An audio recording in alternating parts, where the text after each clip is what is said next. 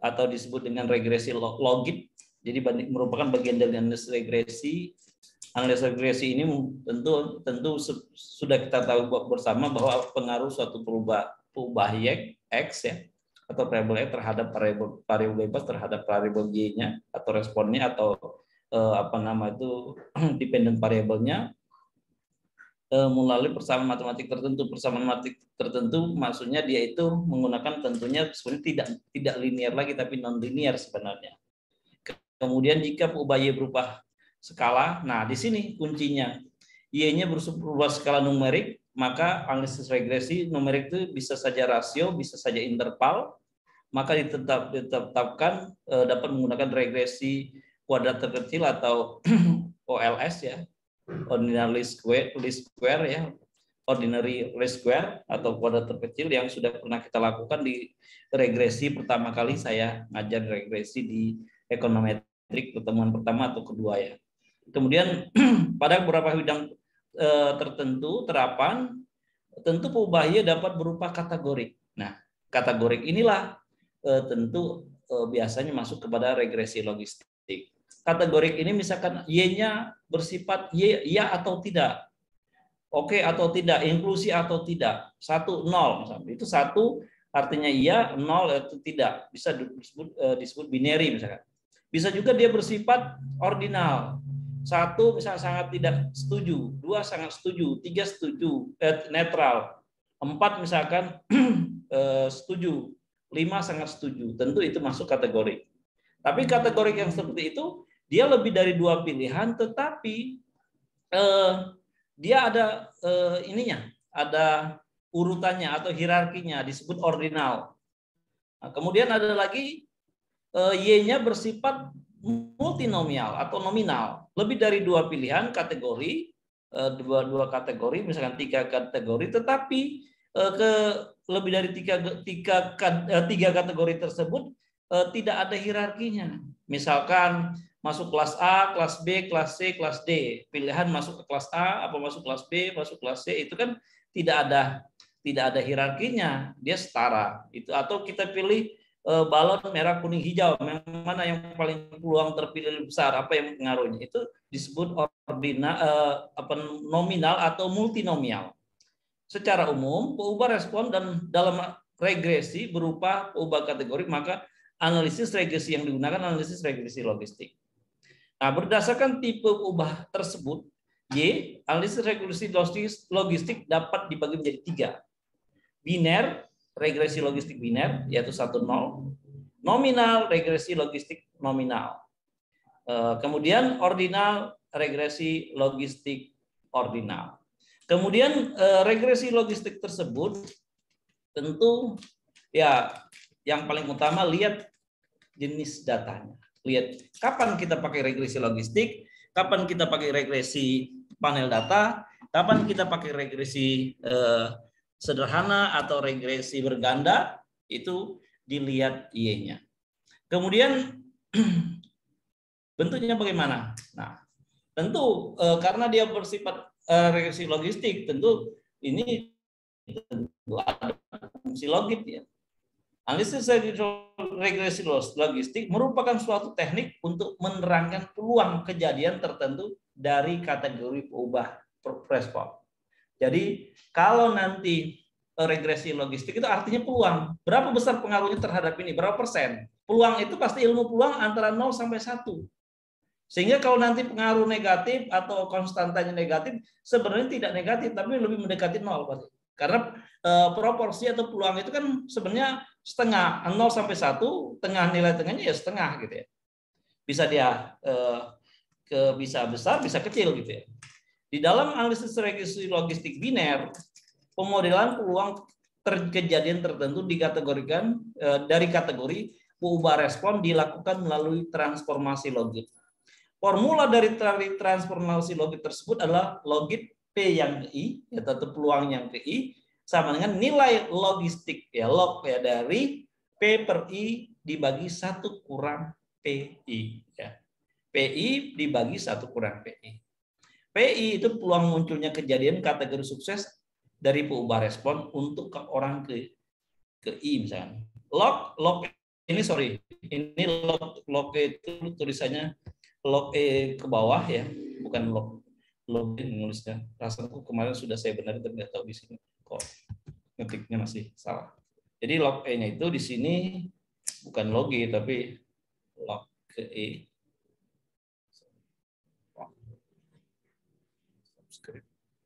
Nah, di sini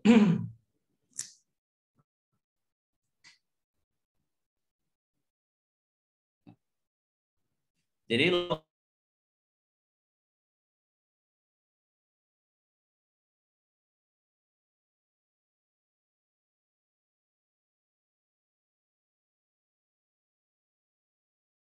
logaritma dengan prediktor kalau pakai linear seperti ini.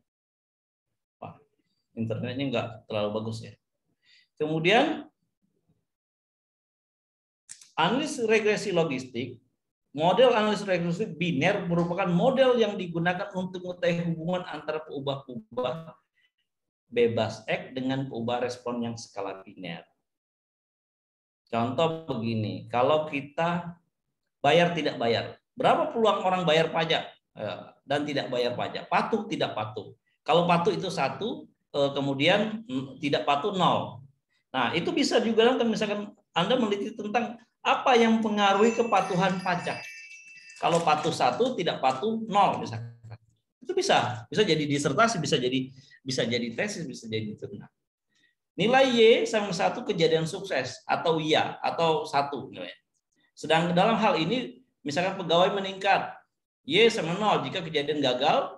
Dalam hal ini misalkan kinerja pegawai dengan mengikut sebaran Bernoulli dengan fungsi sebaran peluang berikut misalkan.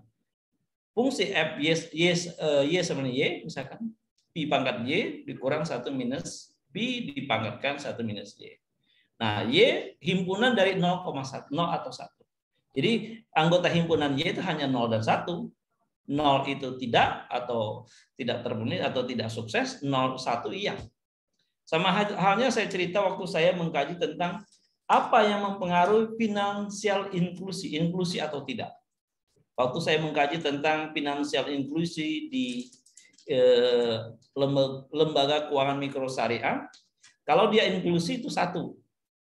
Bisa saja dia nabung saja, ada financing atau pinjaman, bisa juga dia misalkan UMKM yang melakukan nabung misalkan ada pinjaman, ada proses semua bisnis di sana. Itu inklusi. Kalau tidak, dia tidak sama sekali jadi tidak inklusi, tidak nabung, tidak melakukan transport, tidak melakukan pinjaman dan sebagainya. Kemudian V adalah peluang terjadinya kejadian sukses atau Y. Jadi misalkan apa yang mempengaruhi orang itu financial inclusion atau tidak. Inklusi apa yang mempengaruhi dia? Apakah sosial ekonomi? Apakah misalkan infrastrukturnya? Apakah informasi? Apakah fasilitas? Bisa saja. Nah, jika kejadian peubah respon Y berjumlah N, peluang setiap kejadian sama. Dan setiap kejadian saling bebas dengan kejadian yang lain, maka Y akan mengikuti sebaran binomial. Menurut Hosmer dan Glemslow tahun 89, model umum persamaan regresi logistik V atau peubah bebas X adalah sebagai berikut.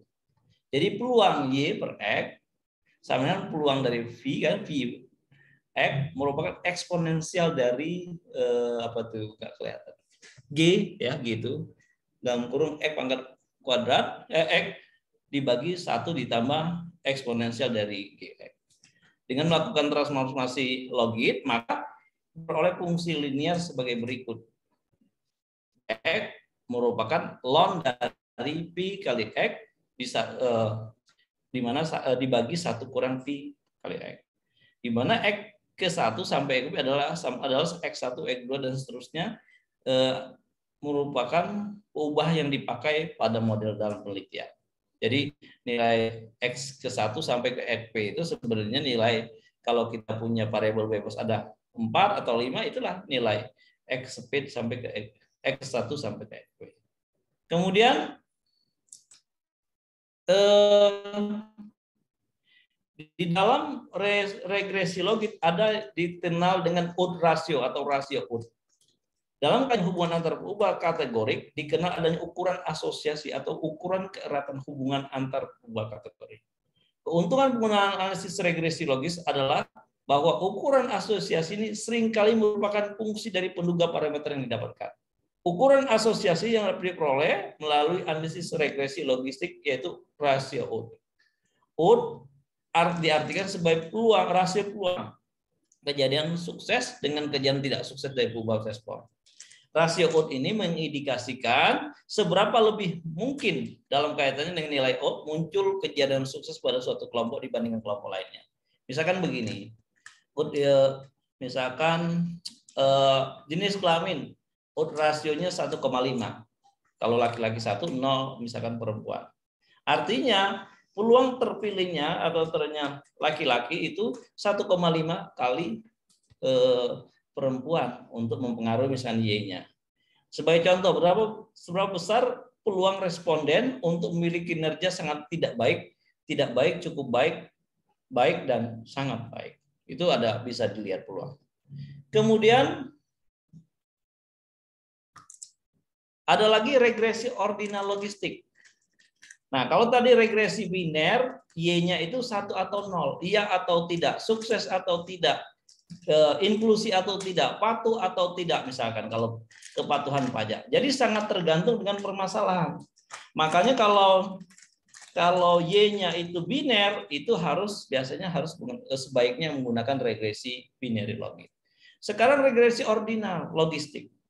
Contoh, Bapak Ibu sering saya perhatikan mungkin di S1, bahkan mungkin ada teman kita lagi ambil S3, tidak perlu saya sebutkan, tapi senior kalian itu sama Bapak Ibu sekalian, dia mengkaji tentang misalkan kinerja. Kinerja dia nilai kinerja itu 1 sangat tidak baik, 2 sangat baik, tidak baik, 3 netral, 4 cukup baik, 5 sangat baik.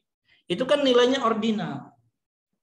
Nah, karena ketidaktahuan dari pembimbingnya minta dia pakai regresi biasa. Regresi biasa tentu harus dibuat Z-score atau dinormalkan. Dan tentu itu tidak ini. Harusnya bisa juga yang tepatnya itu pakai regresi ordinal logistik atau pakai SEM ya. Karena dia ada indikator. Tetapi karena ketidakpahaman mereka, dia tetap memaksakan pakai regresi logistik. Nah, tentu dalam regresi pakai regresi regresi biasa, regresi multiple regression ya. Kemudian peluang misalkan seperti ini. Misalkan PY peluang Y lebih kecil dari sama dengan Y. Adalah peluang peubah respon berada pada kategori Y atau kategori di bawahnya yaitu 1, yaitu kategori 1, 2 dan seterusnya. Peluang seperti itu dinamakan sebuah peluang kumulatif. Peluang ini sama dengan penjumlahan dari peluang Y berada pada kategori 1 sampai kategori J. Peluang Y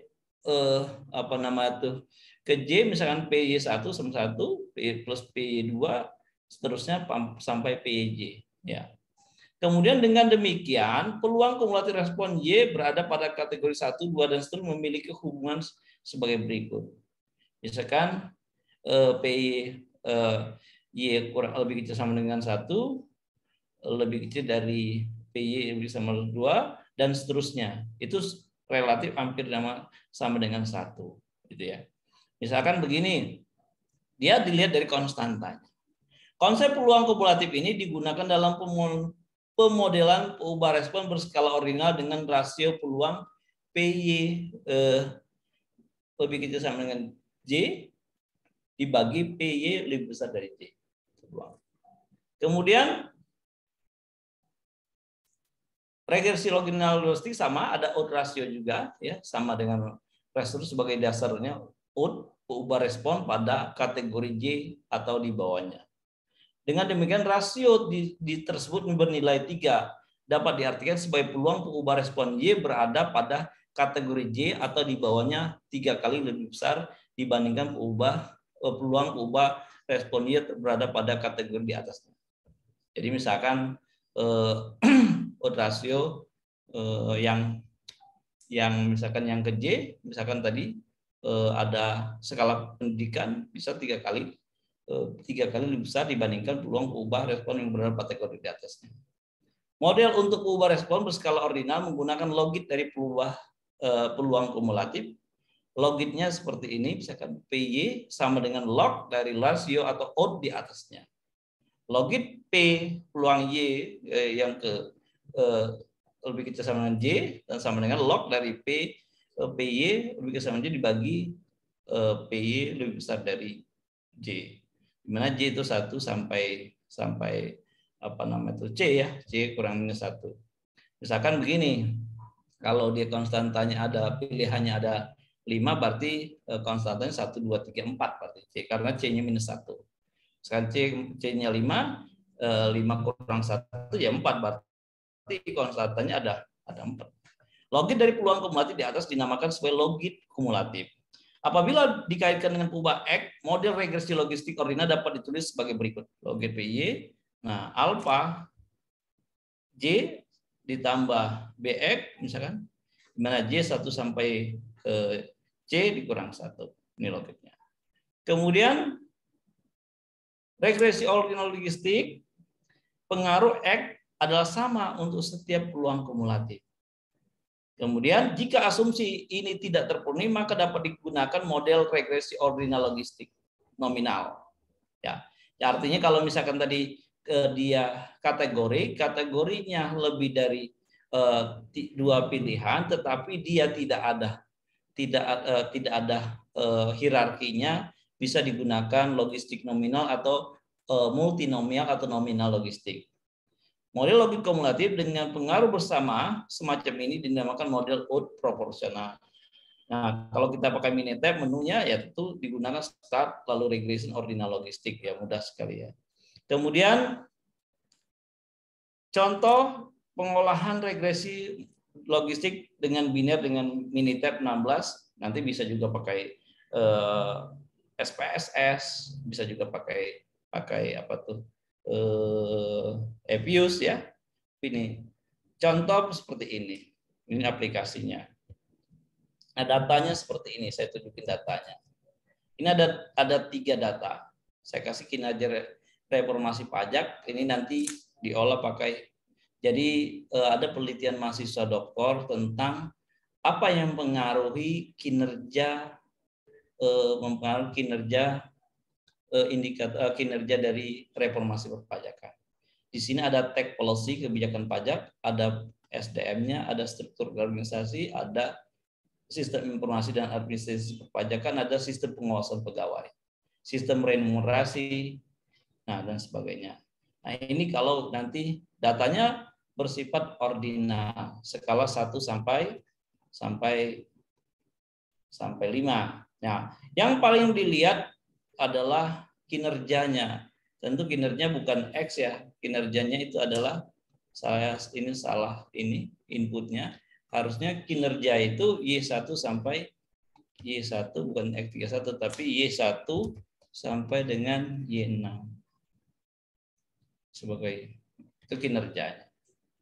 Kemudian ada lagi data terkait dengan financial inclusion. Nah, di sini ada financial inclusion. Ini waktu saya menang riset grade Bank Indonesia, saya kategorikan di sini ada jenis responden. Jenis responden itu 0, itu artinya dia tidak inklusi, bukan nabung. Kemudian 1 adalah apa namanya itu inklusi. Nah, respondennya di sini mungkin dia 1 hanya responden ada nasabah, misalkan responden nasabah dia 0 bukan nasabah, 1 itu bukan nasabah misalkan. 2 itu apa tuh UMKM misalkan. Sini ini salah itu misalkan. Ini 0 ya. 0 itu bukan nasabah. 1 nasabah biasa, 2 UMKM dan seterusnya. 3 misalkan dia UMKM dan financing misalkan. Nah, ini saya buat jenis responden itu sebenarnya terkait dengan inklusi atau tidak. Nasabah atau non nasabah. Nih, nasabah atau non nasabah. Atau dulu saya kajinya inklusi atau bukan. Nah, ini. Nah, karena datanya 1-0, inilah Y-nya. Y-nya untuk apa? Untuk ordinal logis, untuk binary logis. Nah, dulu waktu saya meneliti apakah orang apakah si orang itu inklusi atau tidak dipengaruhi oleh sosial ekonomi, dipengaruhi infrastruktur, dipengaruhi oleh misalkan pengaruh daripada sosial kepemimpinan ya, atau kepemimpinan sosial, dipengaruhi oleh literasi itu dan sebagainya. Dulu seperti itu. Nah, kemudian setelah tapi di sini masih datanya lengkap ya. Sebenarnya dia dipengaruhi literasi kah? Kalau hipotesisnya seperti ini. Kebetulan saya masih ingat kayaknya. Sebentar. Biar Bapak Ibu paham kalau dia logistik itu bagaimana. Waktu saya ada riset grant. Full riset grant. Oke, pakai PDF aja saya. Nah, waktu saya riset grant di Bank Indonesia itu sekitar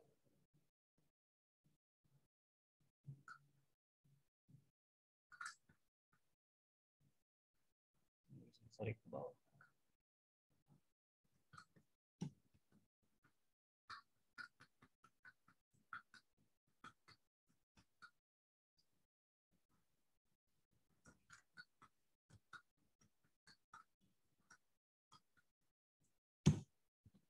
Oh, sorry.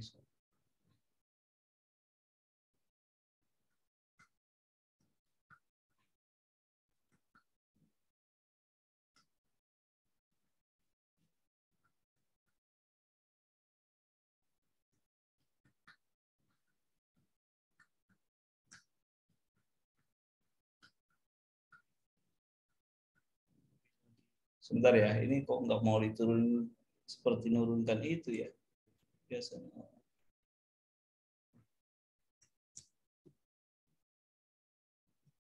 Nah, fungsi logik.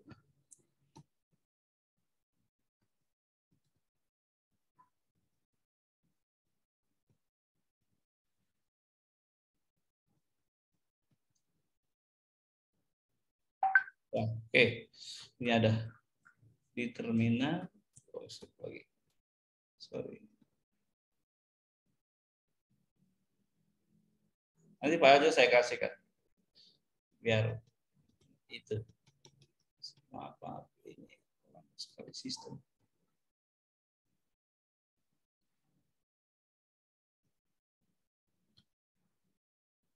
Nggak bisa digulung lihat sini, nggak bisa digulung, biasanya tinggal tarik dari bawah.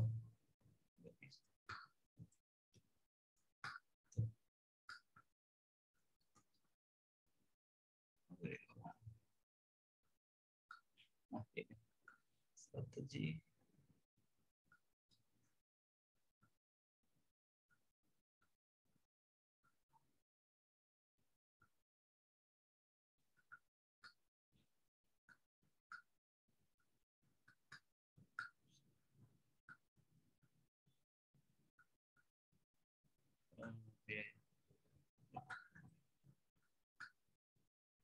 Model financial and exclude ya. Nah, ini determine factor financial inclusion. Nah, di sini saya mengkaji tentang apa yang mempengaruhi orang financial inklusi atau tidak. Di sini dari demand saya sosial ekonomi, financial literasi, religious commitment, and social influence, supply side infrastructure, product, service, human capital, dan policy and regulators. Dengan endogennya adalah variable financial inclusion. Nah, di sini berarti Y-nya inklusi atau tidak. Sebenarnya datanya ini ada sosioekonomi, Y-nya itu binary logik ya. Nah, datanya ini sebenarnya ini. Tapi saya lupa datanya nih. Ini datanya. Kemudian Y X-nya ini ada, tapi di biasanya yang sosioekonomi misalkan kepemilikan tipe rumah, daya listrik, bidang usaha, kekayaan, status sampai status misalkan status kepemilikan rumah, tipe tempat usaha, jarak. Nah, ini literasinya kalau nggak salah. Literasinya selain literasi ada lagi terkait dengan ininya infrastruktur. Di sini financial literasi, religious commitment, social influence, jadi pengaruh dari pimpinan sosial itu infrastruktur, ada produk, human capital, dan policy. Ini yang saya ini. Nah, kemudian data tersebut ya kita olah pakai regresi logistik ya. Tentu cukup pakai Minitab ya, simple seperti ini seperti biasa. Ya mungkin sudah yang tadi jumlah responden yang dari sini tadi, dari sini ya, tipe rumah tadi, tipe ini tadi, jenis ini kita pindahkan ke Minitab ya. Seperti ini ya, sampai responden UMKM, jenis kelamin dan sebagainya. Kemudian kita run seperti ini. Mudah sekali ngerunnya. Klik ya seperti biasa, start regression. Nah, di sini langsung ada kelihatan binary logic regression.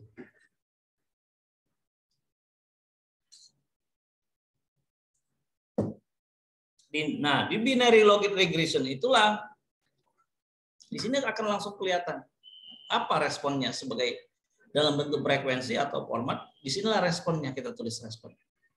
Kemudian responnya bisa juga even and trial format bisa. Ini respon. Bisa juga kita di sini modelnya. Modelnya itu X-nya di situ. Kemudian kalau misalkan dari model tersebut ada pilihan-pilihan lagi, misalkan pendidikan, bisa dimasukkan ke sini. Kemudian kita coba seperti ini. Nih, jenis responnya. Nah, apakah jenis kelamin mempengaruhi orang inklusi atau tidak? Misalnya. Apakah lokasi tempat usaha mempengaruhi inklusi atau tidak? Apakah misalkan kepemilikan rumah, pendidikan, pendidikan, status perkawinan dan sebagainya? Kemudian nanti masukkan ke sini sebagai modelnya. Di sini boleh faktorsnya dalam bentuk opsional boleh. Misalnya jenis kelamin, masukin di sini jenis kelamin. Nanti akan ketahuan jenis kelamin yang mana yang berpengaruh, apakah 1 atau 0 gitu. Ini kalau mau detail benar. Tapi kalau kita mau lihat secara keseluruhan cukup modelnya aja, tidak perlu masukkan faktornya karena faktornya sendiri bersifat opsional. Jadi mengisi kolom respon frekuensi format, mengisi kolom model, lalu oke. Setelah itu tentu akan muncul hasilnya seperti ini. Sudah ketahuan bahwa akan muncul hasil pengolahan analisis sebagai berikut, misalkan di sini link fungsi atau link function logit, respon information variable, di sini value dan count. Nah, jenis responden inklusi kan 1, no inklusi 0. Di sini akan muncul bahwa yang milih yang inklusi itu 211, 0 itu 80. Ini kejadiannya. Signifikan pada alfa 10%, kalau kita pakai taraf nyatanya 10%, bisa juga kita pakai alfa 5%. Tapi buat amannya, karena ini statistik sosial, penelitian sosial pakai 10% nggak masalah. Maka signifikansi atau T hitung lebih bisa juga, selain P value bisa juga dilihat dari T hitungnya. Sorry, bukan T hitung di sini, Z hitungnya. Ya. Lebih besar dari Z tabel. Ini bukan T hitung, tapi Z hitungnya. Kemudian setelah ini, ini salah klik. Loadingnya malah nanti background. Sorry, jadi salah klik. Oke. Nah, di sini tadi kita lihat ini bukan T hitung tapi Z hitungnya, Z tabel ya. Ini Z tabel, lihat juga P value-nya. Nah, di sini ada odd ratio tadi, perbandingan risiko atau adjusted probability, probabilitas terjadi. Ini odd ratio. Nah, di sini konstantanya minus 3. Minus 3,24 ini artinya bukan apabila dia semua variabel bebas ini bernilai 0 atau tidak berpengaruh, makanya besarnya pengaruh atau besarnya atau peluang terjadinya orang finansial inklusi itu -3. Bukan langsung -3, tapi difungsi logikkan. Karena fungsi namanya peluang itu tidak ada yang negatif, kecil atau besar, antara 0 sampai 1. Ini ingat. Kemudian kalau yang saya kuningin ini artinya yang signifikan, menunjukkan variabel berpengaruh signifikan. Ini. Tapi konstantanya signifikan walaupun negatif. Negatif ini kalau difungsi logkan, ya dia bukan negatif tapi kecil. Coba kita lihat di sini. Negatif 3 minus 3, 2, 4. Nah, ini kita bisa hitung berapa sih probability-nya. Arti konstanta pada reaksi inklusi menunjukkan peluang terjadi atau tidak. Dalam hal ini adalah inklusi misalkan atau tidak LKMAS sebesar nilai konstanta ini. Jika semua variabel bebas bernilai 0, maka peluang terjadi inklusi sebesar nilai konstanta tersebut, tapi difungsikan seperti ini. Pakai fungsi probability distribution. Jadi nilai yang minus 3,24 ini bukan nilai sebenarnya minus 3,64, tapi menggunakan fungsi logis probability distribution, logistik, ya kalau cari dari menu calculation, logistik, ya probability logistik, kemudian nanti masukkan nilai minus 324 ini, ya ini seperti ini. Nah, lihat cumulative probability, maka akan muncul menu seperti ini. Masukkan nilai minus 3,24. Dalam fungsi logik, cumulative distribution-nya logik antara 0 dan 1, peluang lebih kecil bersama X adalah minus 3 adalah 3,7% atau 0,37. Kalau rumusnya ln P dibagi 1 minus P adalah minus 3,24. Peluang ini probability ini berapa? Kita hitung pakai rumus, pakai ini aja. Nggak usah capek-capek. Probability distribution logistik, ya calculation, kemudian kita masukkan ke sini, kita oke, nilainya akan keluar bahwa kalau sebenarnya peluangnya berapa, minus 3,2, peluangnya hanya 3,7%. Artinya apabila seluruh variabel bebas, seluruh X1 sampai X berapa yang mempengaruhi inklusi atau tidak bernilai 0, ya maka peluang orang itu menjadi nasabah atau inklusi hanya 3,7%. Kemudian ya tadi konstantanya dimasukkan ke sini, copy paste, oke, akan muncul langsung seperti ini. Ini hasilnya ya. Nah, kemudian muncul hasil pengolahan atau analisis sebagai berikut. Nah, biasanya waktu kita ngeran tadi, regresi logistik, selain muncul ini link function logit, prediction, dan sebagainya ini ya, predictor, logistic regression table ini. Nah, di sini bilang ada odds ratio tadi. Di sini daerah, dia itu artinya daerah, dia di daerah atau tidak. Kalau daerah itu misalkan di sini 1,32. Ini artinya peluang yang misalkan yang untuk yang daerah 1,32 yang bukan kali dari yang bukan di daerah. Misalkan pendidikan, peluang yang punya pendidikan tinggi lebih 1,3 kali dibandingkan lebih pendidikan yang lebih rendah. Itu odds ratio. Tapi atau langsung aja fungsi logiknya, masukkan ini ke logiknya tadi 0,26 tapi dapatlah ini sebenarnya. Kemudian apa yang mempengaruhi baik atau tidaknya dari hasil? Akan muncul data look likelihood minus 1,49. Ini minus ini semakin dia minus makin bagus itu. Apa namanya itu hasil dari logistik itu. Nah, di sini test that all slopes are zero ya. G sama 42,3, DF sama 15, P value 0. Ini kalau kita pakai regresi biasa sama dengan uji F atau regresi hasil uji simultannya. Ini artinya semua slope H0, semua slope adalah 0. Ininya misalkan tes untuk menguji, selainnya ada slope, ada yang berpengaruh maksudnya. Misalkan G 42, sekian, ini berarti sama dengan uji F-nya. DF-nya 16, P value 0,00. Ini signifikan. Artinya fungsinya sama dengan fungsi uji F pada regresi biasa, di mana model tersebut dapat dibuktikan bahwa paling tidak ada satu variabel bebas yang tidak sama dengan nol. Artinya ada minimum ada satu variabel yang berpengaruh. Terbukti nggak? Terbukti. Coba kita lihat. Satu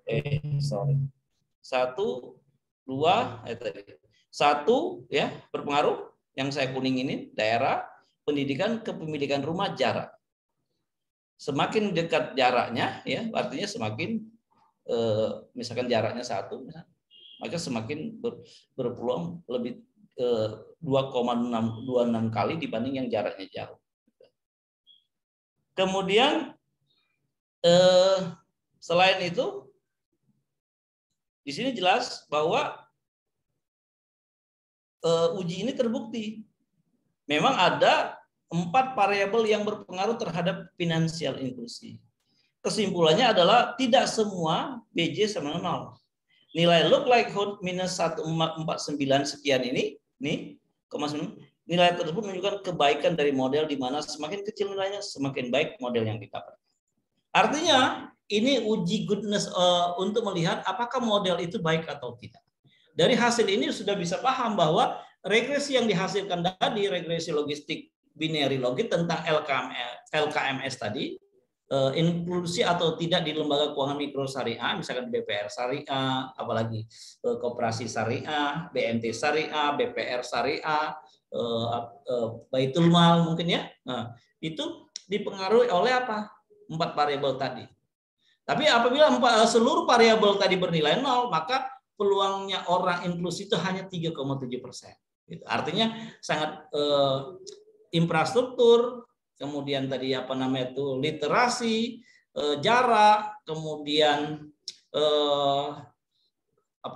kepemilikan ya, sosial ekonomi, pendidikan, kepemilikan rumah, jarak itu sangat berpengaruh terhadap orang inklusi atau tidak. Kemudian ada lagi goodness of fit testnya. Sebenarnya ini sama dengan goodness of fit index GOFI-nya di SEM ya, atau di uji kelaikannya ya.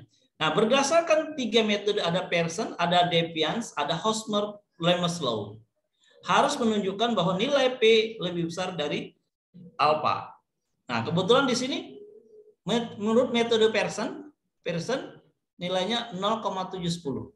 Berarti lebih dari 10%. Menurut Defiance, metode Defiance 0,771 17,4%. Tapi menurut Hosmer-Lemaslov hanya 4,4%. Tapi di sini artinya ada 2 metode Pearson dan Defiance ini menunjukkan bahwa dia itu lebih besar dari alpha.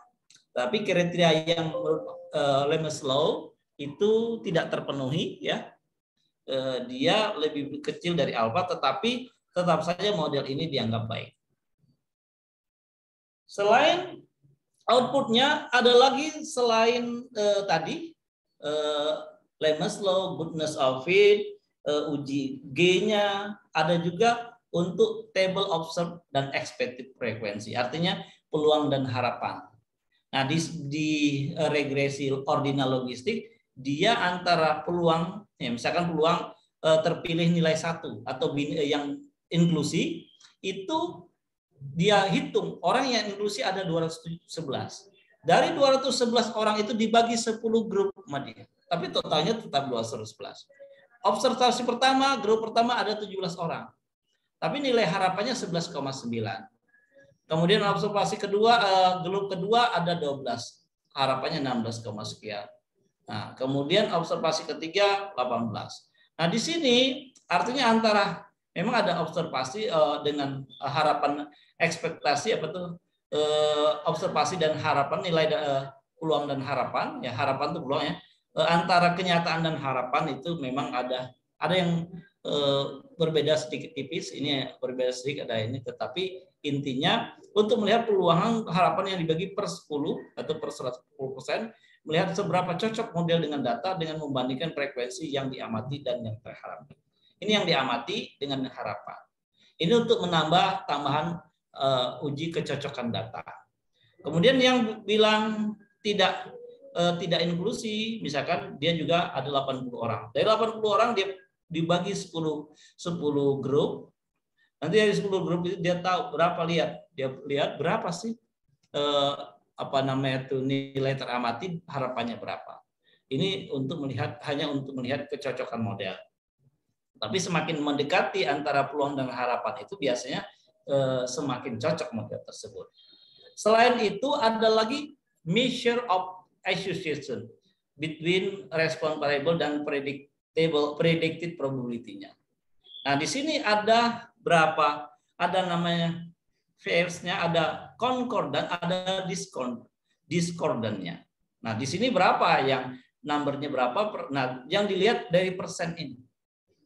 Dari persen ini kita lihat bahwa hasil menunjukkan nilai concordant atau sesuai antara observasi dengan yang diduga sebesar 73%. Artinya model ini antara nilai yang teramati dan diduga atau observasi dengan harapannya sebenarnya sudah mencapai 73,7%. Kemudian ada lagi yang discordant-nya sekitar 25,9%, tapi bias-nya ada 0,4%.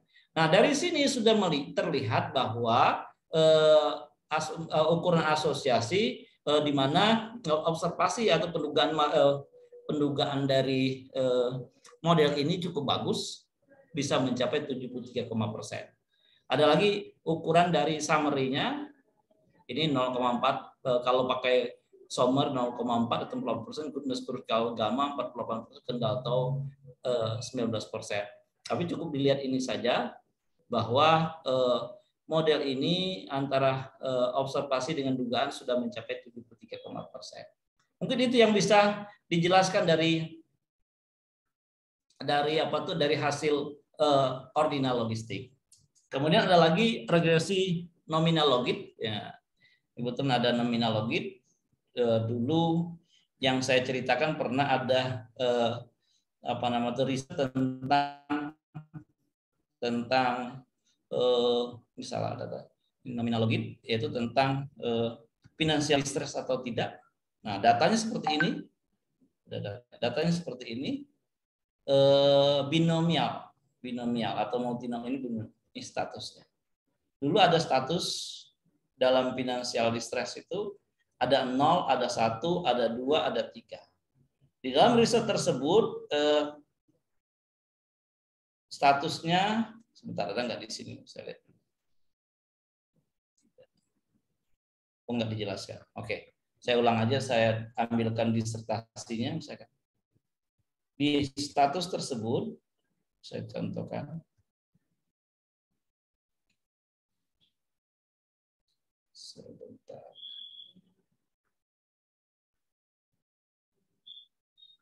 Sebentar ya, ada bahan kuliah. Ada.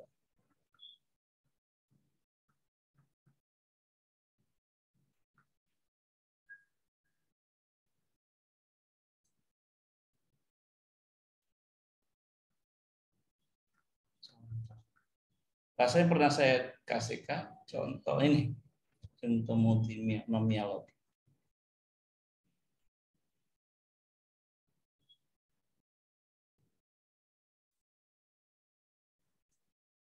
Nah, dulu waktu ada penelitian tentang financial distress, ada contoh seperti emergent financial distress. Pada analisis dikaji lebih mendalam bagaimana agar perusahaan publik yang keluar dari financial distress atau emergent financial distress, variabel apa saja berpengaruh sehingga dapat menjadi acuan bagi perusahaan yang ingin keluar dari financial distress atau terbebas dari distress.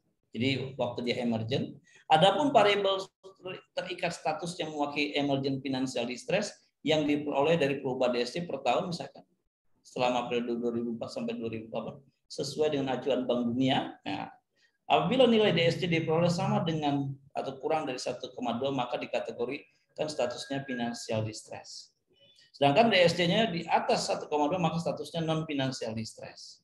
Nah, di sini perubahan DSC per tahun selama periode 2004 sampai 2008 terjadi emergent financial distress adalah status financial distress menjadi non financial distress. Variabel terikat status dengan kategori sebagai kalau dia 0 apabila status DSC tetap FD atau dari FD sampai FD. Jadi kalau dia statusnya tidak berubah, 0. Kemudian kalau statusnya 1, apabila terjadi perubahan DSC dari FD menjadi non financial distress. Jadi dari dia mengalami financial distress menjadi non financial distress. Itu statusnya 1. Statusnya 2 apabila non financial distress, ya tetap non financial distress. Kemudian statusnya 3 apabila perubahan DSC dari non financial distress menjadi financial distress. Yang bagus itu tentu status yang ini ya, dari financial distress menjadi non financial distress. Kemudian dari dia tetap menjadi financial distress bagaimana ya? Tetap non financial tetap, atau dia tetap distress, atau dia dari tidak distress menjadi distress. Nah, kebetulan status ini 4 status ini ada 4 kategori. Tapi kalau dilihat lagi ini kan cuma pemilihan aja, tidak ada naik turunnya. Artinya kalau yang 0 itu tetap jelek. Sebenarnya ini dari jelek menjadi bagus. Ini tetap bagus. Tetapi ini dari bagus bagus menjadi tidak bagus. Sehingga kalau kita 4 kategori ini kita tidak bisa membedakan mana yang menjadi lebih baik, misalkan mana ada hierarkinya atau tidak.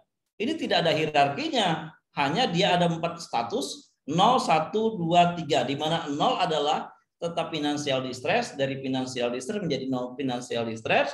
Kalau dia 1 dari financial distress menjadi non financial distress, dari statusnya 2 apabila dia non financial distress menjadi financial distress, dan statusnya 3 atau apabila non financial distress tetap financial distress. Artinya status 4 ini tidak ada hierarkinya. Nah, variabel yang menjadi faktornya adalah mengacu pada variabel yang digunakan pada regresi panel data sebelumnya, misalnya profit, CR, efisiensi, leverage, return earning, equity, GCG, makroekonomi, dummy kategori D1, D2, dan 3. Nah, hasilnya seperti ini misalkan. Fungsi logiknya. Nah, di sini waktu itu saya ngerannya masih tahun 2010, masih pakai versi 14, Minitab 14. Sekarang mungkin Minitab 17 atau berapa, mungkin udah 20-an, saya udah tidak mengikuti perkembangan. Tapi di sini fungsi loan-nya. Jadi loan-nya P3 per P1 sama dengan Z, B31, B32, X2, B33, X3, dan seterusnya. Seperti itu. Fungsi loan P2 per P1 seperti ini.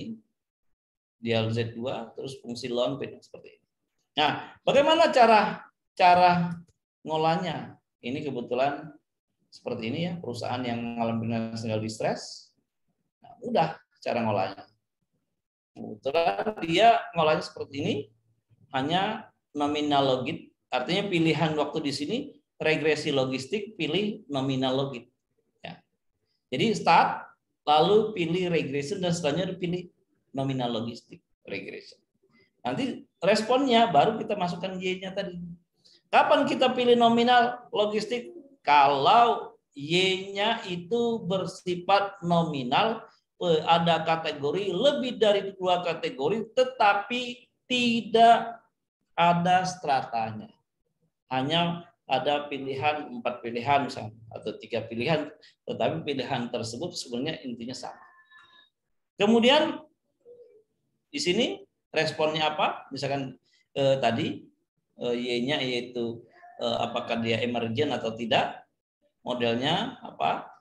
Nah, kemudian di sini perusahaan sebagai emergent, ini diisi responnya, modelnya diisi tahun, misalkan tidak perlu tahun ya, sorry. Apa namanya itu, DSC, status misalkan. Kemudian ini hasilnya. Misalkan 2008 ada 200, 2007 ada 200. Ini per tahun kalau dia tahu.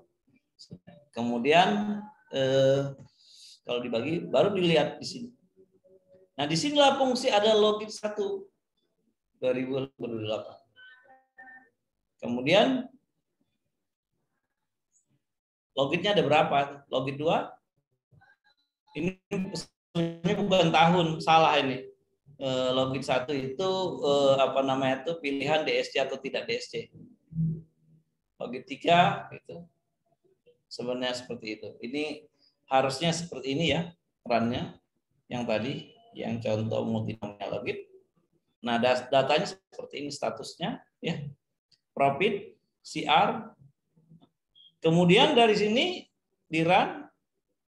Nah, salah itu tadi. Pilihan 1 tuh berapa? 108. Pilihan 3 111, pilihan 2 275, pilihan 3 misalkan 300. Nah, kemudian di sini di mana fungsi bernilai 1 adalah mengubah DSC dan FD menjadi non FD. Ini nilai menjadi acuan atau referensi event ya, kejadiannya. Ini nilai 1. Nah, penunjukan hasil logitnya ya 3:1 atau P per ln P3 per P1.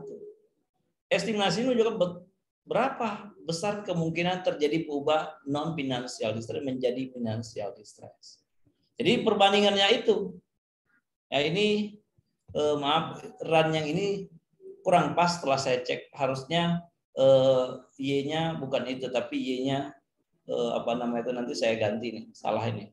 Ini bagi 4 ini pas banget. Harusnya bukan perusahaan. Harusnya ini salah ini. Nanti saya ganti. Harusnya begini. Di mana penunjuk hasil logitnya 3:1 atau ln P per 3 per P. Estimasi menunjukkan berapa besar kemungkinan terjadi perubahan non financial distress menjadi financial distress atau menjadi status 3. NFD menjadi FD. Jadi dia biasanya melihat ininya. 1 apa, 3 apa, 2 apa, berapa, nanti dia akan lihat di sini logitnya 1 3 per berapa. Artinya kalau 3 ini peluang terjadinya ini dibagi ini. Kemudian status dibandingkan dengan status 1. Jadi status 1 tadi mungkin kita lihat, kita cek lagi. Status 1-nya apa sih? Nah, status 1-nya ini tadi. Perubahan FD menjadi FD. Jadi dia tetap ini dari NFD menjadi FD itu berapa perbandingannya dengan ini? Ya ini kan kalau ini kan yang satu ini dia sebenarnya menjadi non financial distress. Nah, perbedaannya apa? Kalau dia menjadi dari non financial distress menjadi financial distress dibandingkan dengan ini berapa?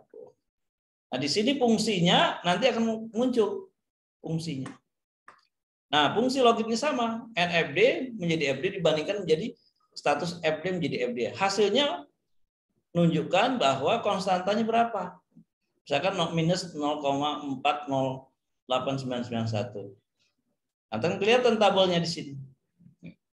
Nah, fungsi ini kita pakai fungsi probability tadi,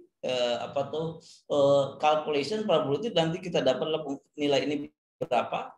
Pada saat semua variabel bebas bernilai 0 atau X bernilai 0 atau profit tidak ada, CR-nya 0, efisiensi 0, tidak efektif, leverage 0, return earning 0, semuanya nilai 0, bahkan terjadinya dalam kondisi cash flow problem, maka besarnya proporsi atau probabilitas status 3 dari non financial distress menjadi financial distress sebesar 1,6%. Kenapa? Kok bisa? Dari sini minus 0,48 sekian, 0,089 begitu dilogkan fungsi probability menjadi 1,6%. Kemudian artinya peluang perusahaan berubah dari tidak distress menjadi non financial distress atau menjadi dari non financial distress menjadi financial distress adalah 1,65%. Artinya pada saat perusahaan itu tidak distress ya, tidak distress, di aman-aman saja. Kalau semuanya bernilai 0 variabel, maka potensi dia hanya 1,6%, 65%. Kalau perusahaannya ada 200, berarti sekitar 3 perusahaan yang akan terjadi kira-kira bisa terjadi financial distress sekitar 3 perusahaan. Kalau 200 perusahaan. Dengan demikian peluang perusahaan menjadi tidak distress atau non lebih besar. Nah, artinya di sini kita kurangkan aja 100 kurang 1,65. Berarti sekitar 98,35%. Jadi lebih besar peluang perusahaan itu menjadi tidak distres daripada yang distres kalau kondisinya seperti ini. Tapi yang berpengaruh mana saja? Kita lihat profit. Profit berapa? Minus 1,99. Efisiensi sekian. Leverage ini yang berpengaruh terhadap ini status model 3:1. Jadi hebatnya kalau regresi logistik tuh binary logit ya, nominal logistik dia akan ketahuan per value ini ya, statusnya mana dia, makanya dia terus model 3:1, artinya yang 3 itu apa? Kita lihat, ingat lagi 3 tadi adalah NFD menjadi FD dibandingkan dengan FD menjadi NFD. Artinya masih lebih kecil peluangnya terjadi financial distress dibandingkan dengan yang tidak distress. Kemudian kita lihat lagi yang berikutnya, model 2:1. 2:1 apa? 2:1 adalah dia tetap non financial distress dibandingkan financial. Artinya tetap baik perusahaan itu. Nanti kelihatan lagi di sini. Minus konstantanya 0,503. Kita lihat sini. Ada keterangannya. 0,3, ini 1,645. Kemudian tabel ini lengkap ya. Ini dibahas satu-satu. Kalau Bapak Ibu nanti ini saya kasih cara membahasnya. Di sini jelas sekali nilai Z apa fungsinya, P value adalah, ya kan, di sini. Signifikan atau tidaknya pengaruh suatu variabel terhadap responnya dilihat berdasarkan nilai Z yang diperoleh atau nilai P value. Apabila nilai Z, nilai mutlak dari Z ini lebih besar dari Z tabel, maka tolak 0. Artinya terdapat pengaruh yang signifikan terhadap respon. Adapun nilai Z tabel untuk alfa 5% atau sebesar 1,645 atau satu arah. Sedangkan 10% 1,29. Kesimpulannya adalah variabel memiliki nilai Z seperti itu akan berpengaruh signifikan terhadap responnya. Sedangkan besarnya pengaruh nilai berdasarkan nilai koefisien regresi logistik atau betanya. Demikian juga bisa dilihat dari P value-nya apa signifikan atau tidak. Contoh profit. Kita lihat profit di sini. Profit berapa sih? 1, sekian. Minus 1,99. Ini bukan pengaruh negatif ya. Ingat, kata Cuci di regresi logistik, negatif itu bukan pengaruh negatif, tapi pengaruhnya kecil. Kenapa? Karena nilai sebaran peluang itu hanya 0 sampai 1. Kemudian, bagaimana menghitungnya? Kita lihat. Profit minus 1,9, P value-nya 0,3. Dengan odd ratio 0,14. Dalam penggunaan fungsi logik dapat juga diperoleh perhitungan nilai odd ratio, perbandingan risiko atau adjusted probability peluang terjadi. Hasil regresi dijabarkan sebagai berikut. Ini. Artinya proporsi di sini hasil regresi dijabarkan menunjukkan bahwa profit berhubungan secara nyata dengan status perubahan kondisi keuangan 3 dari non financial distress menjadi financial distress dengan odd ratio 0,14 kali. Artinya proporsi atau peluang profit yang tinggi bila dibandingkan dengan profit yang rendah akan lebih kecil pengaruhnya terhadap ini. Hanya 0,14 kali ya. Ya ini sebesar 0,14 kali risiko profit yang tinggi untuk mengalami status 3. Hanya 0,14 kali dibandingkan profit yang rendah. Semakin tinggi profit, maka peluang perusahaan akan mengalami financial distress atau berubah status tidak distress menjadi non financial distress akan semakin kecil dibandingkan status distress yang jadi tidak distress. Dengan demikian, pada model tersebut diestimasi semakin tinggi profit yang dimiliki perusahaan, maka peluang keluar dari distress semakin besar. Karena ini 0,14 kali. Nah, yang ini 0,14 kali yang tinggi dibandingkan yang rendah. ini menghitungnya seperti ini. Kalau dibagi ya 3/1 17,14 kali dibandingkan 103. P3 sama 0,14 P1. Profit yang tinggi ya. Berarti P1 berarti dibanding 1 dibanding 0,14 74,4 kali. Profit yang tinggi memperkecil peluang perusahaan akan mengalami binasa, yaitu hanya 0,14 kali dibanding profit yang rendah. Kemudian ada lagi koefisien misalkan estimasi. Sama, cara menghitung ini jangan dihitung langsung seperti ini, tetapi di fungsi logitkannya. Nah, seperti ini juga waktu dia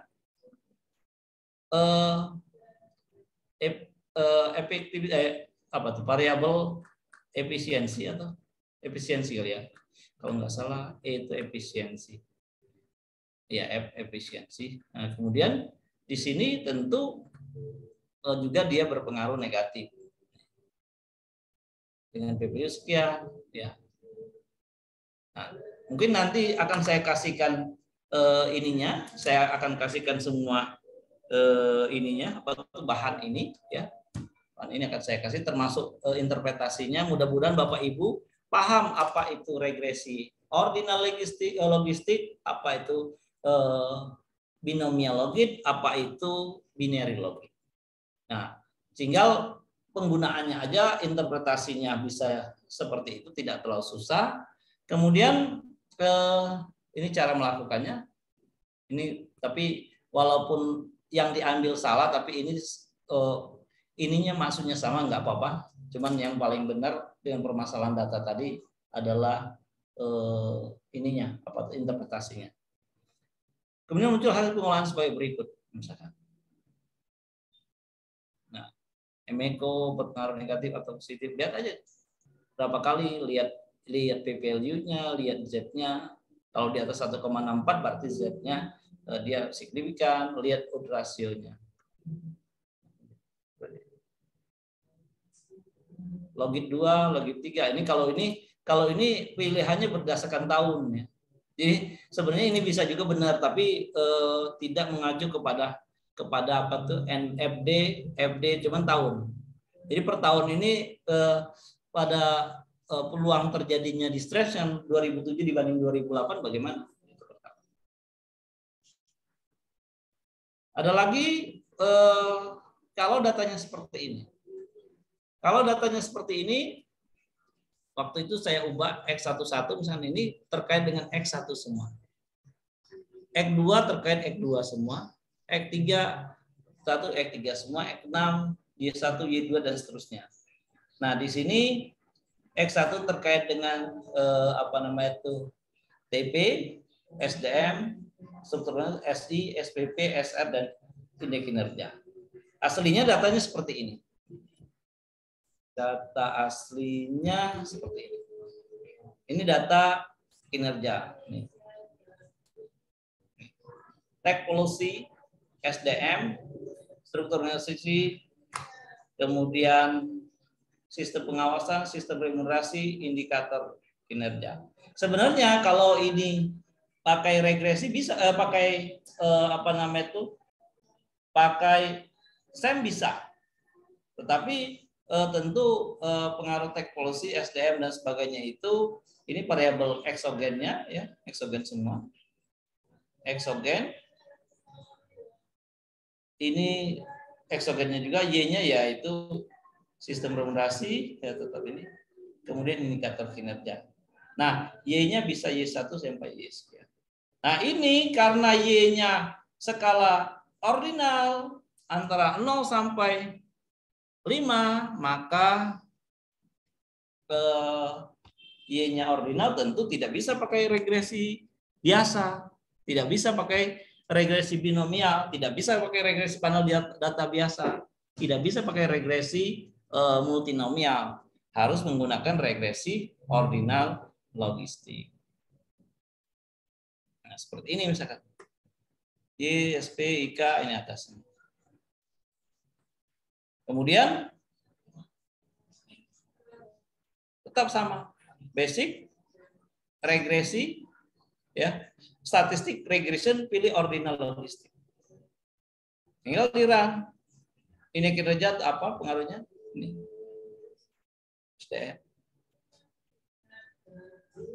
Wah, sudah azan ya. Kemudian mohon izin mungkin sampai jam 3 ya. 3. Nah, ini masih walaupun udah azan. Nanti mohon izin Bapak Ibu sekalian, mungkin saya tidak bisa full, tapi nanti bahan-bahan apa-apanya ini kita nanti bisa aja kita adakan kalau Bapak Ibu pengen pertambahan kita prakteknya, atau minggu depan bisa prakteknya lebih panjang ya. Nah, bisa. Kemudian seperti ini. Ini kerja nilainya 1 sampai 5. Di sini yang milih 1 berapa orang, milih 2 berapa orang, milih 3 berapa orang, milih 4 berapa orang. Dan 1 sampai 5 ini ada skalanya, ada artinya. Kalau 1 misalnya sangat tidak setuju, 2 setuju, tidak setuju, 3 cukup atau netral, 4 setuju, 5 sangat setuju. Apakah peluang yang mempengaruhi orang setuju atau tidak setuju itu berdasarkan ini di mana? Nah, oleh sebab itu tidak bisa diregresikan biasa karena dia jelas, clear bahwa Y itu bersifat ordinal. Makanya ada opsi, ada anjuran menggunakan regresi ordinal logistik. Regresi ordinal logistik ya sama seperti ini yang tadi, hasilnya seperti ini. Indeks kinerja misalkan tech policy, SDM, struktur analisis, sistem informasi, SPP, sistem remunerasi misalkan. Nah, di sini boleh opsinya kalau lebih ada opsinya. Factorsnya seperti ini. Coefficient ya. Sampai misalkan hasilnya seperti ini. Pengaruhnya. Tadi bisa saja yang kuning ini ngitungnya sama. Hasil regresi ordinal logistik masing-masing indikator dari variabel TP, SDM, SO, SIAP, dan SPP dan SR terhadap indikator kinerja. Secara rinci seperti ini. Nah, kalau ini rinci banget ini. Kalau yang tadi, yang ini tidak bisa aja pakai yang ininya seperti ini. Tapi kalau misalkan mau pakai rinci benar ya seperti ini. Sampai semua indikator bisa terpantau. Makanya kalau teman-teman yang kebetulan penelitian seperti ini ya gunakan regresi ordinal logistik. Jangan gunakan regresi biasa. Regresi biasa kan akan kurang tepat. Kenapa? Karena nilainya semuanya ordinal. Nah, tulisan yang warna kuning menunjukkan signifikansi. Pada nilai ini taraf nyata alfa dipakai 10%. Sama konstan nilai intercept estimasi untuk peluang kumulatif yang indeks kinerja misalkan total IK misalkan berapa 8,7 misalnya lawan seperti ini nilainya 8,7 ini ya sangat signifikan baik. Nah, kalau di fungsi kumulatif kan jadi 0,99 sorry ini salah 99% ini salah ketik bukan 0,99% tapi 99%.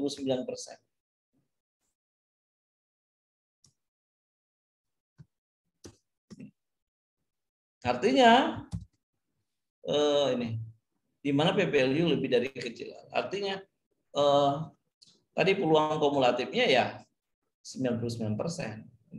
Semakin ke sini ya semakin tinggi. Ini di log kan jadi 99, berapa? 99,99. Totalnya 1 untuk semakin ke sini semakin mendekati 1. Itu peluang apabila semuanya bernilai 0, artinya peluang mau terpilih 2, 3, 4 sangat tidak setuju, netral, sangat setuju dan sangat setuju itu sebesar hampir 100%. Apabila nilai semuanya bernilai 0. Itu fungsi konstanta. Tapi yang paling penting lihat ininya. Mana saja yang berpengaruh terhadap ini. Misalkan X-4 artinya pertanyaan atau indikator yang ini yang berpengaruh. X-3, X3 -4, -5 misalnya ini yang berpengaruh. Ini perpanjangan terhadap misalkan pajak yang disetor ke negara sebesar sesuai dengan secara rinci seperti ini. Nah, ini Bapak Ibu bisa dicoba sendiri ya. Hasilnya seperti ini tetap ya logistik seperti ini. Ini misalkan Ya sayang saya lupa X4 minus 1, X425 itu berapa gitu ya. Tapi tidak akan lewat dari ini fungsi ini. Indikator TP, tech policy, SDM, struktur organisasi, sistem informasi dan aplikasi, sistem lupa lagi, SPP, dan sistem remunerasi. Nah, tercermin dari semua indikator ini. Kemudian ini contoh aja, bisa saja kita buatkan seperti ini, Y6-nya sampai hasil pembahasannya misalnya seperti ini. Kita bisa gambarkan terhadap kinerja, terhadap penerimaan bagaimana. Lihat aja di kebijakan pajak yang koefisiennya sekian, PPL artinya sama dengan 33,78%. Kalau dia ini berarti mungkin lebih tinggi lagi, 0,083. Nah ini kira-kira, jadi peluang kalau negatif itu bukan negatif tapi kecil. Kalau di-lock-kan jadi 37,8%, artinya kebijakan pajak itu hanya 37,78% mempengaruhi. Sisanya ya ada yang tidak mempengaruhi ya sekitar hampir 60%. Artinya kebijakan pajak itu tidak efektif. Struktur organisasi tinggal diubah lagi kan. 0,83 itu berapa? Lupa saya. Pasti di atas setengah, di atas 0,5 kalau udah positif. 0,4 sekian, 0,3. Artinya pengaruh dari kebijakan, struktur organisasi, sistem informasi itu. Ini untuk faktor-faktor yang berpengaruh terhadap kinerja pegawai. Ini ya sengaja dulu saya begini-begini supaya paham apa. Kalau 0,3 58,95% gitu. Penerimaan pajak. Ini contoh ya. Mudah-mudahan Bapak Ibu bisa menyelami apa tuh ordinal logistik. Kemudian nanti saya akan kirimkan ini contoh multinomial logit, contoh ordinal, contoh juga financial inclusion gini. Mungkin ya. Tapi yang mungkin yang ini nanti akan saya kirimkan via WA.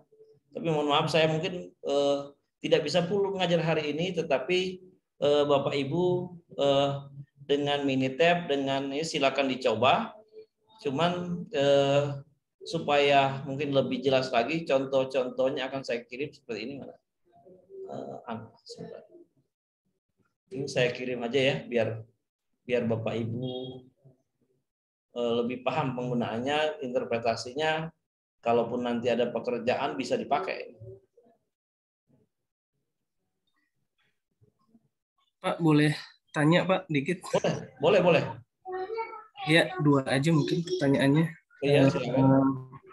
Yang pertama, kalau misalnya Y-nya itu adalah ordinal, itu X1, 2, 3 dan seterusnya harus ordinal juga atau tidak? Bebas. Oh, bebas ya? Yang paling menentukan ya itunya apa tuh? Y-nya. Y-nya. Ya. Oh, jadi Y-nya ordinal. Paling menentukan itu Y-nya ya. Baik. Terus yang kedua Pak, untuk menentukan alfanya kita pakai 5% atau 10% itu berdasarkan apa Pak? Alfa itu ini saya kasih ya, yang saya BI juga boleh silakan. Sebentar sebelum full. Nah, oke. Ini jadi sebenarnya contoh sudah lengkap dengan ini ya. Oke. Jadi kalau defaultnya itu apa namanya itu defaultnya itu 5% ya defaultnya itu. Tetapi kalau statistik sosial itu bisa mencapai 20% errornya. Tapi defaultnya itu 5%. Jadi Bapak Ibu kalau misalkan kalau semakin taraf nyatanya semakin kecil, artinya tingkat kepercayaan atau selang kepercayaan semakin tinggi. Kalau untuk urusan riset kimia, riset atom itu mungkin errornya harus 0,01 ya kalau. Tetapi kalau ini kan sosial boleh sampai 20%. Oke. Defaultnya 5% ya Pak ya? Ya, defaultnya 5%. Ya. Otomatis semuanya di SEM, di EPIUS, di Minitab, di apa namanya itu SPSS, di Stata, di SAS itu biasanya 5%. Artinya tingkat kepercayaan kita cukup tinggi sampai 95%. Tapi kalau kita pakai kepercayaannya sampai 90% berarti alfanya 0,05. Ya. Kebetulan nih data penelitian tesis saya dulu ordinal semua yang variabel Y sama X-nya. Cuma pakainya regresi biasa nih Pak. Nah, itu salah itu. Kalau saya ngujinya kenapa? Kalau saya ngujinya saya kena itu. Iya. Siap. Nah, Mungkin karena kecuali ya. di Z score kan. Siap. Ya dulu kenalnya SPSS doang sih Pak dosennya. Ya di SPSS sebenarnya sudah ada di itu. Jadi mau di SPSS tuh ada loh apa tuh regresi logistik. Siap. Nah, malah lebih enak tuh ya kalau itu. Pak, sedikit Pak. Oke. Jadi patokan regresi logistik itu di Y Pak ya, bukan di X Pak ya? Y-nya ya. Y-nya. Jadi kalau tadi lihat sepintas kan di X itu Bapak ada X1, X2 itu lalu dilogistikkan atau memang itu adalah indikatornya angka-angka? Angka-angka aja, apa adanya. Bisa saja kategori, bisa saja nilai real kan. Tetapi yang menjadi utamanya patokannya Y-nya. Y-nya itu apakah dia biner, apakah ordinal, ataukah binomial. Itu aja. Siap. Pak Dokter. Oke. Jika dipaksakan misalkan skalanya ordinal tapi dipaksakan terus menggunakan regresi biasa, nanti berarti hasilnya tidak valid begitu ya? Yes. Oh. Baik. Hasilnya bias. Ya kalau S1 mungkin masih telah. Di S3 juga bisa aja, di S2 ada, tapi saya selalu ajarkan kalau dosennya nggak ngerti, dia mau pakai SEM. Kemarin tuh angkatan senior dari Bapak Ibu. Saya ketawa, saya ajarin waktu itu suruh pakai SEM supaya pas. Tahu-tahu maaf, si promotornya nggak ngerti SEM, tapi dia memaksakan suruh pakai SPSS, kan kasihan mahasiswanya. Akhirnya saya ajarkan uji analisis PET, tetapi saya suruh Z-score, saya suruh korelasikan sehingga bisa menggantikan lebih benar lah, bisa mendekati benar gitu. Walaupun secara ini saya bilang kasihan nih mahasiswa dibuat begini karena gara-gara promotornya nggak paham, itu kasihannya itu begitu. Jadi mahasiswanya korban kan gitu. Ya malunya kalau itu dipublish jadi jurnal internasional kan kita agak malu itu kan, karena nggak sesuai dengan itu filosofi risetnya atau ini kaidah analisis datanya. Ada lagi? Saya hari ini minta maaf betul tidak bisa full karena saya diundang, tante saya sudah datang ke rumah ke Bogor. Kalau nggak datang rasanya, apalagi dari bapak saya, tante walaupun bukan sepupu ayah saya almarhum, tapi mereka kan sudah datang ke Bogor untuk mengundang langsung gitu. Saya kemarin sudah nolak. Saya ada kuliah dari jam 2 sampai jam sekian. Kan kita bisa lihat dari matanya, oh tantenya kecewa gitu. Saya tadi ada pikiran saya langsung pergi ke Tangerang cari kafe, saya ngajar sampai jam 4 di kafe itu langsung itu kondangan gitu. Tapi aduh, ini betul anak saya yang ini harus les badminton, jadi terus banyak tamu, dari pagi sudah bimbing S3 2-3 orang gitu ya. Wah, saya bilang nggak bisa ini, harus nggak bisa di badannya nggak bisa dibagi-bagi kalau udah kayak gitu. Ya Pak Dokter, tidak apa-apa. Nah, jadi mohon maaf, tapi nanti insya Allah kita praktek, entah itu pakai SPSS, saya ajarin semua pakai Minitab ya, sehingga ini yang kelihatannya sepele tapi bisa jadi disertasi, bisa jadi itu. Kita menang riset. Waktu saya riset Grand Bank Indonesia itu kan saya pakai SEM, pakai ANP, biasanya begitulah kalau kita dengan Bank Indonesia awal mulanya cuma 1 tools jadi bisa 3-4 tools itu. Gara-gara begitu jalan, oh Pak bisa nggak tambah ini, Pak bisa nggak tambah ini, bisa nggak dicek. Awal mulanya kan yang inklusi saja lembaga keuangan mikro syariah itu. Pas jalan Pak bisa nggak tambah respondennya yang tidak inklusi, yang nggak pernah nabung, nggak pernah. Waduh kita jalan ya sudah gitu kan. Tapi sebenarnya ini belum saya jurnal internasional kan yang ini. Sebenarnya bisa saja saya masukkan tentang apa yang pengaruh financial inclusion. Nggak tahu kalau teman-teman saya kan kebetulan dulu kan prinsipalnya temannya harus orang bank syariah ya, harus ekonomi syariah ya. Jadi saya nggak bisa jadi prinsipalnya waktu itu kan karena saya bukan orang ekonomi syariah. Tapi bisa saja nanti bisa jadi jurnal lagi.